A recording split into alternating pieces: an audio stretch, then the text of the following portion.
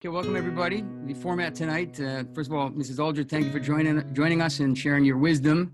You are certainly the most experienced homeschooler that we know. This is a case of pikuach nefesh for our children, and we all appreciate you making the time tonight. The unexpected blessings of from COVID-19. Your life was going so well, maybe not calmly, but every day was doable. Children in playgroup or school, your work, cooking, cleaning, Shabbos and Pesach coming up. But COVID-19 has upended the whole thing. Kids are all at home. You are freaking out. How can you get everything done? How do you stay sane? Will Pesach get made? We look forward to hearing from Mrs. Aldrich. She has been homeschooling her 4 children for 13 years all over the United States, multiple countries.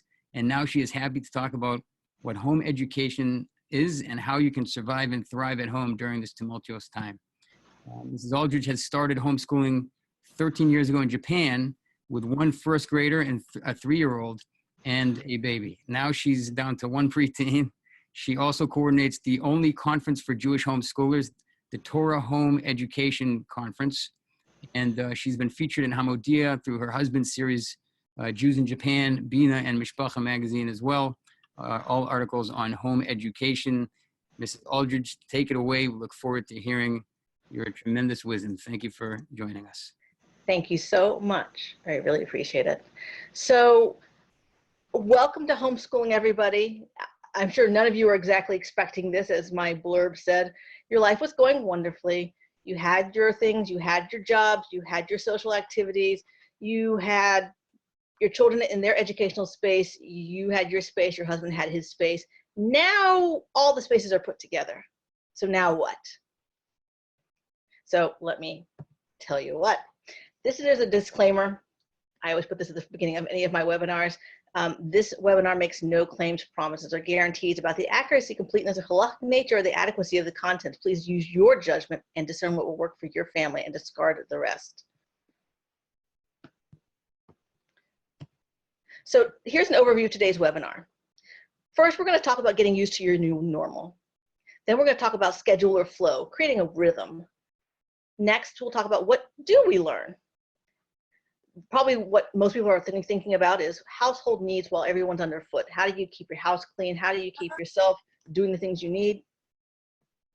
Burnout prevention, because I've already had at least a couple of comments from various friends on social media telling me they're already burned out after the first day or 2 of being a new homeschool mom. And then we'll be taking questions. So let's get used to your new normal. You used to have your life in several different discrete locations and methods. You had your kids in one spot, you had yourself in one spot, you had your husband in another spot, you had Shabbos in another spot, you had holidays in another spot. Now it's none of that. Now everything is all together. So you've got to kind of make peace with it, because for as long as this goes on, and if you listen to President Trump, that could be till the beginning of the school year next year. You've got to make peace with it, because it is what it is.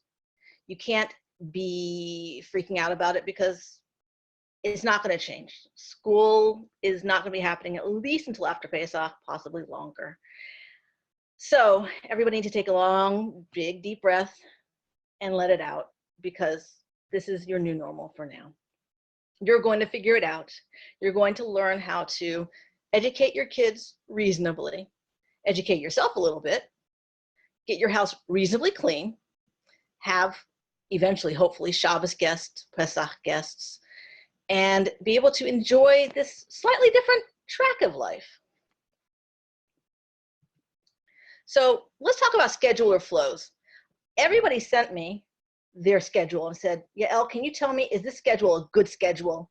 And here's a schedule that I found online. This one's a little more funny than most of yours, because most of yours were really serious. Get up at 8 o'clock, be dressed by 8:30, daven at 8:30 to 9 o'clock, have breakfast from 8:30 to 9, 9 o'clock start work, 10 o'clock do this, 11 o'clock do that, 12 o'clock do that, 1 o'clock, 2 o'clock. Everybody had their schedule. They needed a schedule. And schedules are really awesome because they make you feel really good. They make you feel good because you feel like you have control. But as I can tell you, the one thing that we are learning right now in this world that Hashem has given us, is we have no control. The coronavirus has taken away all of our control in so many different places. We don't have control of where we can go anymore. Most of us who had Pesach plans have had them upturned. Putting the kids in school, gone. Running to the grocery store for just what you want, gone. Traveling to a different part of the world. My husband just found out a trip was canceled today, gone. So we're learning that we have no control right now. And that's kind of scary. So we're really wanting to take what we can and say, we're going to put our stamp on it. And it might work for you. And everybody who sent me a schedule, your schedule looked amazing. They look terrific.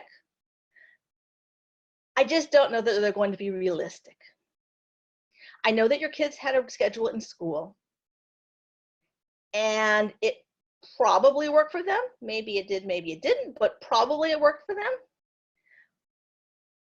But in your home, it's a little harder to get that regimented life going. You can do it. I have friends who homeschool and they have a very regimented life. But it's the majority of us try not to do a schedule quite like this one, where you have 8 o'clock wake up time and 8 to 10 feral time and 10 o'clock wake up time for the mom. You can try to do that, and you probably did today, and you probably will try it this week. But I want to be really honest, it probably won't work for most of you. And if it doesn't work, you need to let go of it because it's just not healthy. You're going to feel the stress of having a schedule that's not working for you. And it's going to make you upset, and then in turn, it's going to make your children upset. And nobody needs that, because there's already enough stress with all the other stuff that's going on. So I suggest sort of more of a flow. You can have the idea that you do X happens at a certain time and Y happens at a certain time, but know that the one thing might take a lot longer than you thought, and the next thing might take a lot shorter time than you thought. I know that moms like to do creative time or art time, and they think it's going to take an hour and a half to do some kind of art project, and inevitably it takes like 10 minutes. And then they're thinking, okay, now I have an hour and 20 minutes and I have nothing scheduled for that. If you work with a flow more than you work with a harsh schedule, you're going to be a lot happier. And it doesn't mean that you just let them eat chips on the couch and you all are watching Netflix all day. That's not what I mean by flow. So let me tell you what I mean by flow. So when you have a flow, you're fostering a calm and relaxed environment. If you're trying to push people through a schedule, you're not going to be making a calm and relaxed environment. You're still in control because you're the mom or the dad. But you know that control in a harsh way isn't going to work. You want to engage in what brings out delight and fascination. And it says here, if you're not sure what that is, fool around with something hands-on. So get out the messy stuff. I know I'm not a messy kind of person, but I know that this kind of stuff really does bring children and their parents into a different kind of feeling and a different kind of rhythm. So tinker, paint, whatever you need to do, something with your hands, something with your brain. Workbooks are not going to bring out delight and fascination. And if you think so, good luck. 99% of the children you have are not going to be interested in your workbooks that you bought from Costco right before this happened so that they could learn how to do, calculus or geography or whatever. Those things can happen. They can happen in a more natural fashion. Let go of worry and pressure. This is probably one of the core things I want you to hear from me while I'm doing this talk. And anytime you're going to be talking to me on social network or on the telephone or whatever, texting me, let go of it. Nothing bad is going to happen to your children if they don't learn stuff. There's an idea in homeschooling called deschooling. After a child leaves the institutional school, homeschoolers, veteran homeschoolers tell new homeschoolers, let your child be. preferably a month for every single year that they've been educated. So if you have a third grader, you take 3 months, or sorry, you take at least 3 weeks to let them just be before you even try to jump into any kind of homeschooling universe. Why? There's a certain rhythm that they had at school. There's a certain way of doing things that they had at their school. They're not going to have that at home. And if you want to bring your home education into full focus, you've got to rid yourself of the feeling that school is the only way to do it. So letting go of feeling, the nervousness that their children are not going to learn, let it go. As Elsa says, just let it go, because you're just not going to achieve the same kind of thing that you do at school. It will be different. It honestly, in my opinion, will be better. Not that I don't love school. As my intro said, I have 3 kids in school now. I love my kids' schools. Shout out to YOY, shout out to Torah Academy, and shout out to Boston Green Academy. I love them. I love the teachers. I love the staff. I love the principals there. They're amazing. But a home education is a different creature. So just let go of the worry, let go of the pressure. All the children in our community, all the children in the United States, not completely, but let's say all the kids in Boston at this point, whether public or private school, are out of school. So none of them are, quote unquote, learning the way that they would have in school. So take what you have and enjoy what you're doing. Welcome mistakes as well as challenges. There will be mistakes. Like I said, if you try to have a super rigid schedule, you're going to find out probably isn't going to work. So it's okay. Tell your kids, mommy made a mistake or daddy made a mistake, because it's good for them to learn that even we adults can make mistakes, and that we can have challenges, and we can say, mommy's having a difficult day. It's okay. The younger kids, you have to say it in a way that they understand, and older kids, you also say it in a way they understand, but you can have that kind of conversation with your kids. If the kids are getting into a flow, or you're getting to a flow, try not to interrupt them.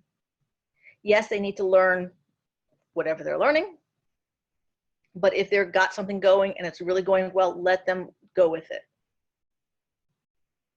And the last thing is to remember that flow really isn't separate from play.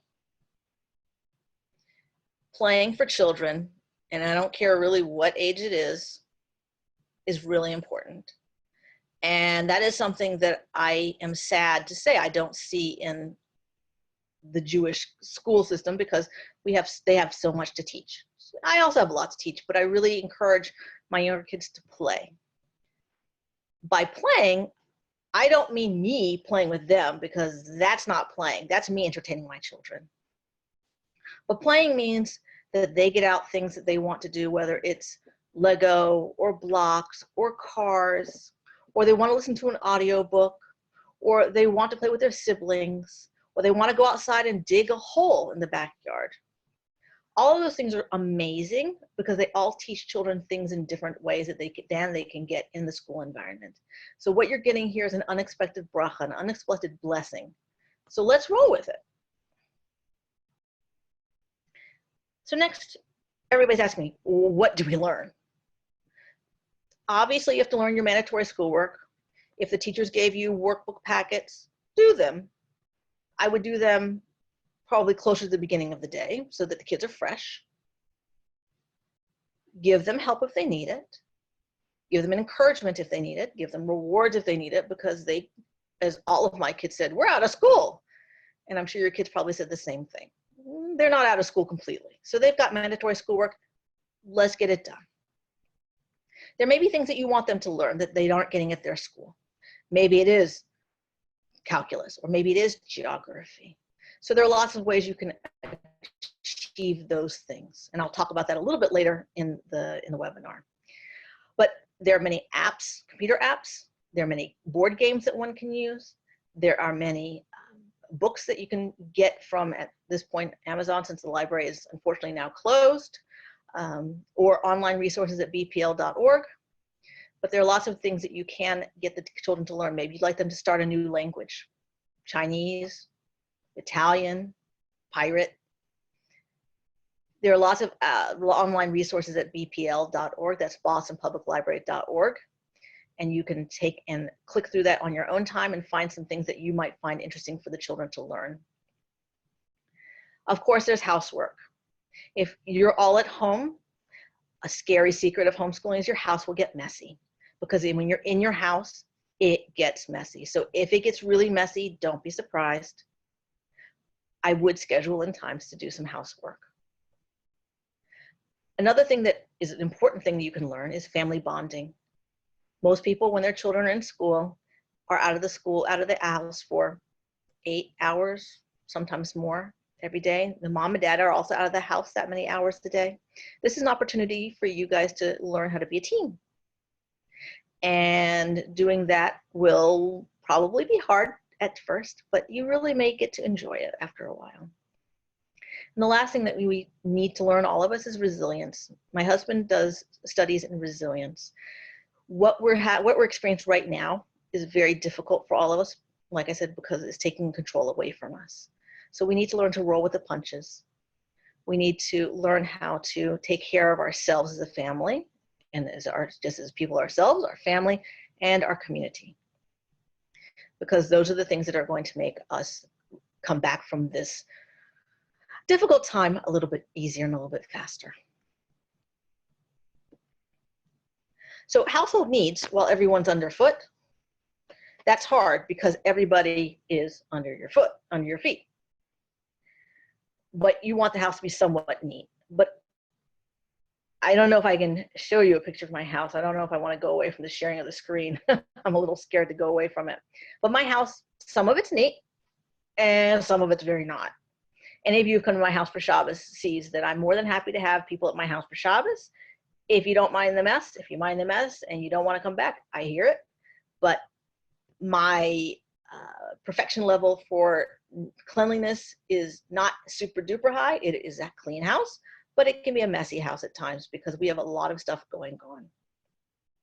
So the first thing I suggest when anybody starts homeschooling is limit your perfectionistic thinking, because guess what? Your house can't be perfect if you got little people in it. So you'll have to slack off unless you're having a cleaning lady come into your house. And with the current situation being what it is, some people are not having that. So you might have to just realize that things aren't going to be quite as tidy as they used to be. Your Instant Pot or crock pot or slow cooker is your best friend, because you can start cooking things at night before you go to sleep and have them ready for breakfast in the morning. I often do a pot of beans before I go to bed at night so that I can have something like bean and cheese burritos or tortillas for lunch. So if I go to bed and I know that the beans are cooking in my slow cooker, I have something ready to go first thing in the morning so that I can get everybody started with a warm meal in breakfast time. I can also pop something in the crock pot straight away right after breakfast, right as I'm cleaning up the kitchen for breakfast time, to have something ready for dinner. Instant Pot is even faster. You don't even have to defrost anything. So that's an option. It's a really important option. I like to double up recipes. Today I made a chickpea curry with spinach and paneer cheese. I doubled the recipe. I used one of those Costco-sized cans of chickpeas and made a lot of chickpeas. And I know I will have enough to put in the freezer for another day. That's really important. If you can double up recipes, go for it. In the same vein, you could switch and swap recipes with other people. If you know they're not actively sick, the scientific world seems to understand that you're not going to get sick from people's food. It's not a foodborne disease. So if you want to have something a little more exciting, maybe you could arrange a food swap with a friend so everybody can have something a little different. Any way to make life a little bit easier for you, you do it. Make simple food for all your meals. You don't have to make cereal for dinner every night. Like I said, if you do double up recipes, or you swap food, or you use crock pots to make your food a little bit easier on you, then you don't have as many problems. But don't kill yourself to make fancy food every single day. And even at this point, very honestly, every single Shabbos, it can be simple. And you can invite your family members to help out. Even the youngest kids, above the age of 3 or so can help you get your Shabbos together ready or your meals together in some way, shape, or form. They could set the table. They can take dishes off the table. They can help put forks on the table. They can help put cups on the table. You want to use the people in your family to be able to help you do things that need to get done in the family structure. Something I suggest to a lot of new homeschool families is you don't open up your kitchen to constant grazing. Kids are going to tell you they're bored, and you're going to think, the first thing I need to do is stuff them full of food. It does work, but you end up with a lot more mess. But if you end up with a child who is kind of grumpy, I can tell you from good advice, 2 things you can always do is to give them a snack, or you can ask them to go take a rest or to take a glass of water. Those things kind of help to break the negative cycle, so you can go ahead and get more things done in a happier way. I would also suggest having a couple of cleanup times during the day. Give yourselves rewards at the end. It doesn't have to be a big reward. It could be a chocolate candy. It could be a 5-minute video of Marvelous Meadows machine. It could be anything. But I would suggest having some cleanup times because the mess can get very overwhelming when a bunch of you are in one little house together. So at least one person has asked me about burnout prevention. Now, yeah, you've only been doing this a whole day or 2, but burnout is real because burnout comes when you have had a lot of extra responsibilities thrown on you and you don't know how to deal with it.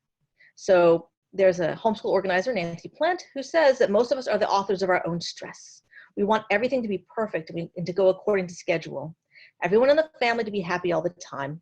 Well, life doesn't run that smoothly. And it's true. We ought to know that by now. As I have said over and over again, I think my Devar Torah for this presentation is Hashem is ruling the world, Hashem is controlling the world, and we're not. And we're getting a really big explanation of that right now. So some reasons for your feelings of burnout right now are probably things like this: overscheduling activities. So when I say don't schedule yourself to death, even if you're in the house, don't schedule yourself to death. Unrealistic expectations. You assume that your house is going to get clean. You're going to learn how to knit. The children are all going to be perfectly behaved. You're going to have a million phone calls made to the neighbors who don't have anybody else to take care of them. You're going to do a zillion things. And it's an unrealistic expectation. Another reason that you may be feeling burnt out or stressed is a rigid adherence to the curriculum that you've put in your head that you think is most important. Another reason is lack of support. That's very much something in today's society because we're all supposed to be quarantined to our own homes for as much as possible. So we can't go to the park like we normally do. You can't head to Priscilla to hang out with the other mommies and chill out while the kids get some fresh air. And another reason is that you may have too many commitments. In this day and age, we had all our regular commitments, whatever we were doing, whatever chasadim we were doing, whatever school things we were doing, whatever after work activities. Now we have all of this on top of us. So here are some solutions for the burnout that we have. Let's identify sources of stress. Is it a long-term stress, as coronavirus might be, or a short-term stress? Can you reduce the stress in any way? Some of them you can, and some of them you can't. And make a list of helpful ways you can cope with stress and figure out how to implement them. Reach out to your support network. Even if we can't be together in person, we can be together with social media, texting, telephone calls, waving through the window if you have a neighbor close enough that you can wave it through the window at them. Don't be shy to ask for help. Even though we can't physically be together, there are ways that we can help each other. If possible, barter or trade for services to alleviate any of the problems that you have. And create little local support groups. That means that if you have 2 or 3 friends that you like to talk to, so schedule a time during the day, at least once or twice, where you can talk to them and just complain if that's what you need to do. You can also talk about the awesome things that are happening. Limit perfectionistic thinking. That's a very big idea because we don't, as I keep on saying, we just don't have control. Increase opportunities for rest and happiness, including activities. So one of the things that I really recommend for newer homeschoolers is that mom or dad enforce a quiet time for your children after lunch. If you still have children who are young enough to take that afternoon nap, post-lunch nap, then that's your quiet time. Every child above the age of about 3 or 4, so that the age that they would stop napping, should be able to occupy themselves for at least a half an hour. It won't happen immediately, but preferably for a half an hour to an hour every day, mom, dad should have some quiet time. That's where you get your coffee, or that's when you get your tea, or that's when you get your drink. Not that kind of drink, it's too early in the day. And you take care of yourself, whether it's to take a little nap, or read a book, or look at a video, or listen to a shiur, or whatever it is that relaxes you and gives you strength to move through the rest of the day. That's what you get to do during that time. What they get to do during that time is play cards quietly, or listen to an audiobook that you download off of bpl.org or Project Gutenberg. They play with their toys. They go and do something quietly. Every child is capable of this who is neurotypical. As I said, it isn't going to be easy to start it. You need to start a short period of time, say 15 minutes. And after there are 15 minutes of quiet where they're not coming to you, they're not saying, mommy, he hit me, she talked to me funny, whatever it is, they're not allowed to do it during that time. Reward them. And after a couple of days, increase it a little bit more and a little bit more till you get to at least 30 minutes, and preferably an hour, where you have some quiet time to distress after the beginning of the day, where you do your schoolwork and you get the breakfast done and the lunch is done. And during that time, by the way, you're not making more food and you're not doing those kind of things. You're taking a little bit of time for yourself. So what you need to do is teach your children how to give you quiet time, and for them to have some quiet time also. Your job is not to entertain them all the day long, and this is one way to learn that. You have to nourish yourself. Please daven. If you're a davener, daven what you daven in the morning and the afternoon. If you're not such a davener, it's always a good time to talk to Hashem. We can always talk to Hashem no matter what time. If you're into classes or shiurim, this is the time that you can learn to educate yourself too. So during your quiet time, if you're not taking a nap or having something to snack on or something to drink, then maybe it's time for you to have a quick shiur or class to teach you something during this time period. Reach out to mental health professionals if you need. If you get overwhelmed and you feel that it's not a normal amount of overwhelm, then it's okay, and you absolutely should see somebody or talk to somebody, because this is a very stressful time period, and stress can bring out things that are not necessarily normally there. And the last one is, for me, rediscover why you started homeschooling. So I have to say, after homeschooling for 13 years, I've had to rediscover why I've started homeschooling a lot of times, because it can get very frustrating. Kids are not angels. My kids are not angels. And sometimes it's hard to see why I started homeschooling, why I continue for every year upon every year. So I really have to rediscover why I started homeschooling, and I have to try to find the joy again. Hopefully, you'll enjoy your time that you're homeschooling with your kids.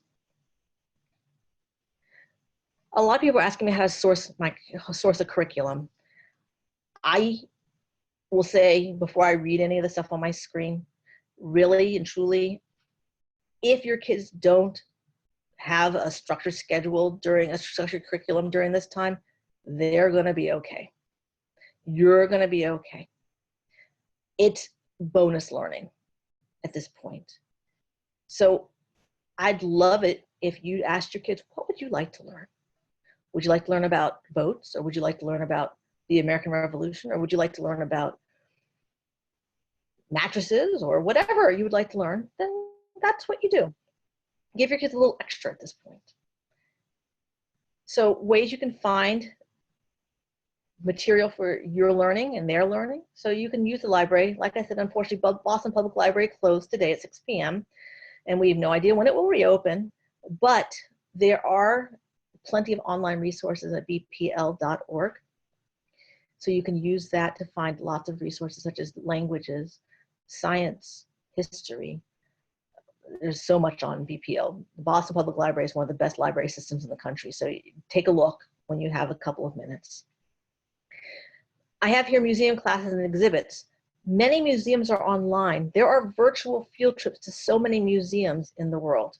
So if you go on your internet site and look up virtual field trips to museums, you will find so many different places that you can take tours of without having to leave the comfort of your home.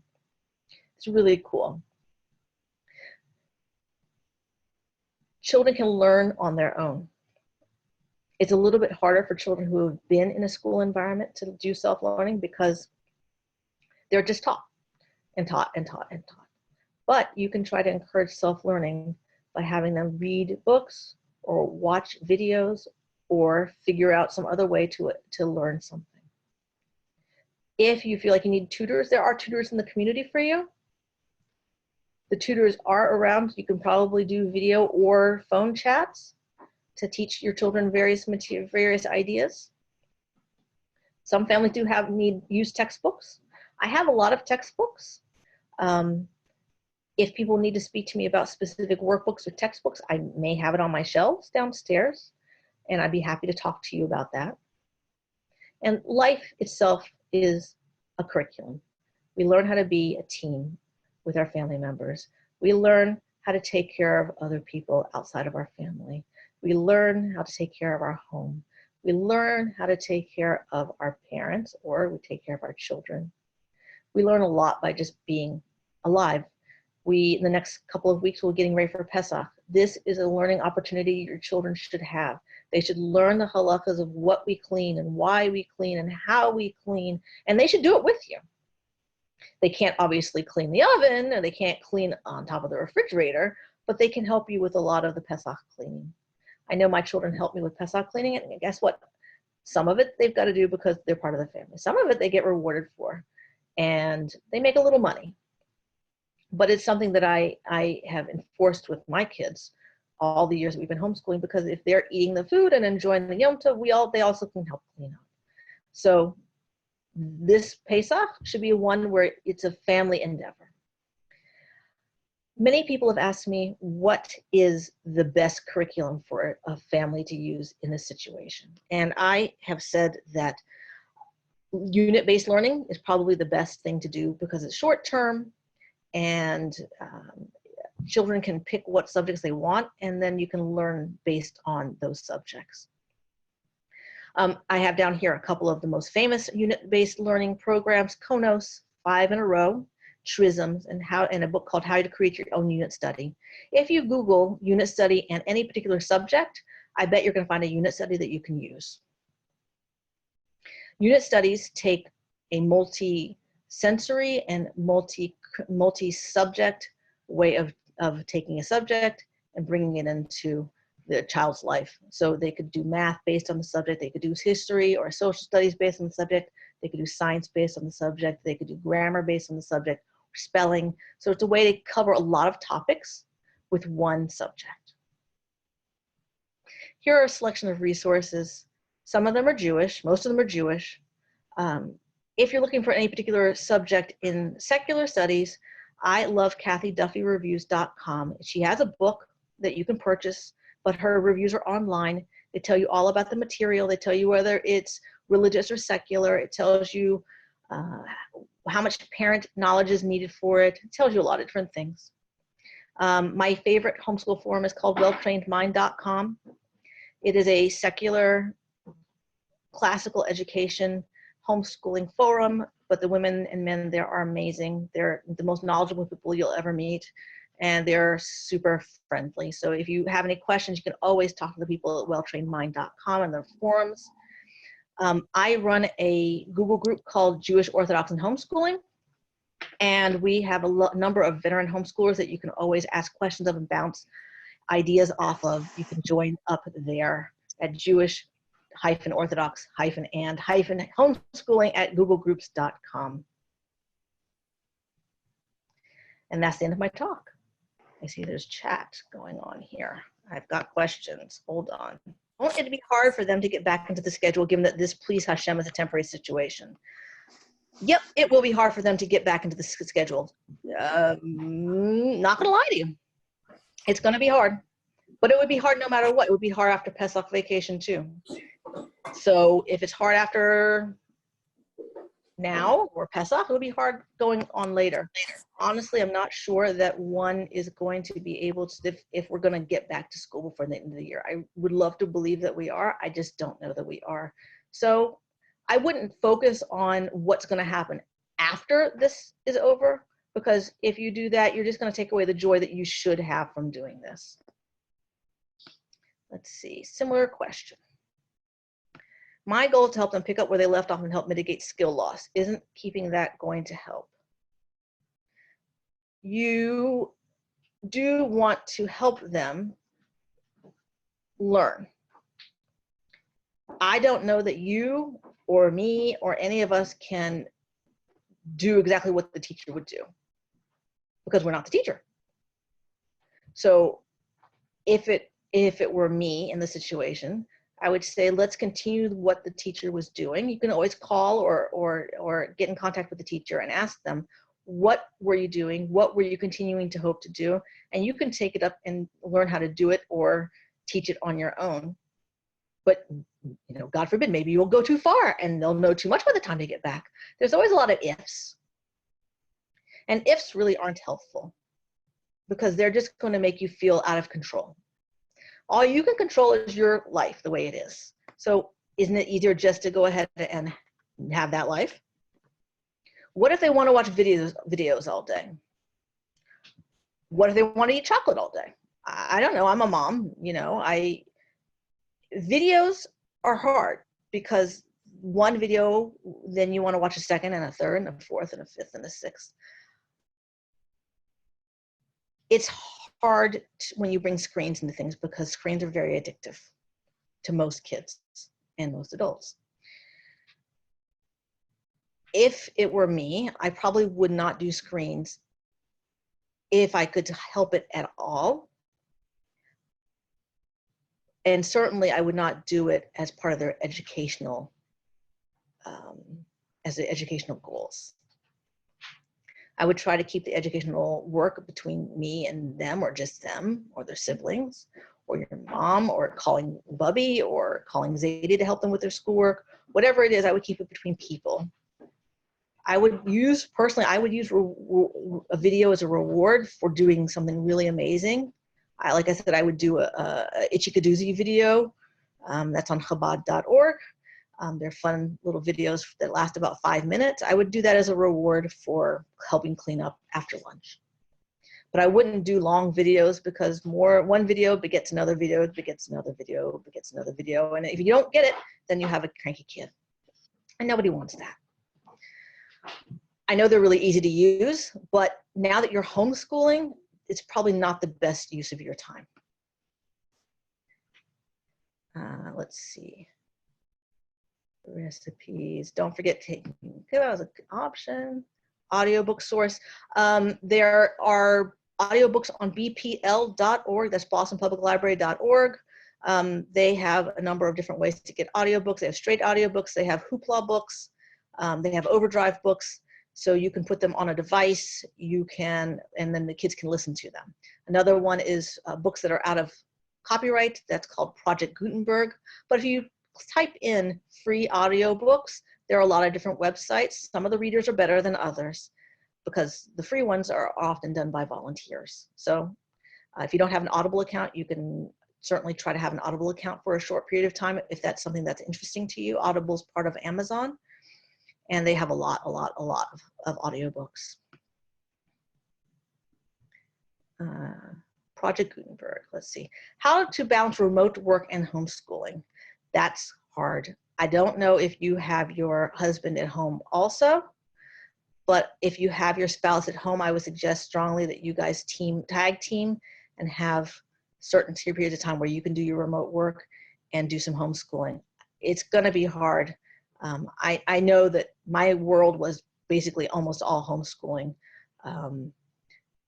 When I had to plan conferences, that was time that I had to pull from other parts of my life. And that's hard. If you're comfortable having childcare, you might try that. If that's not an option, then honestly, videos would be the time that I actually would bring videos in. Because that would keep them quiet and keep them from bothering you when you do work. That honestly, if it were me, that would be the only time that I would bring videos in any great number. I work from home year round. Stress comes when you worry about your kids, when you're working, and you work when you're with your kids. You have to find a way to block hours for each. Don't try to do both at the same time. That is true. But in this day and age, it's going to be really hard. So you have to give yourself lots of love and lots of care, because otherwise, honestly, you're going to blow a gasket. What about social skills lost from being isolated from kids their own age? Well, my kids, for all of you who know my kids, you know they're really antisocial and they don't have any friends. And, oh, wait, they do. Your children are not going to become weirdos. If they're weirdos because they're weirdos. Otherwise, your kids are going to be okay. Everybody's going to be a little stir crazy. There's not much we can do about that. Could I suggest going out and doing stuff in big open areas, walking around the reservoir where the kids can get closer to each other, but not be on top of each other? If they're old enough and they have enough seichel, you could try. I don't see why not. Everybody should be able to take a walk, and maybe you guys can walk one family in front and one family in back, and everybody can chit chat and talk, still have social time, but not share diseases. Do you make a distinction between nighttime learning and daytime learning and nighttime homework?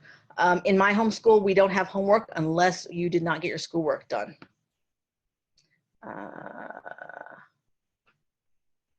What's your favorite way to punish your kids?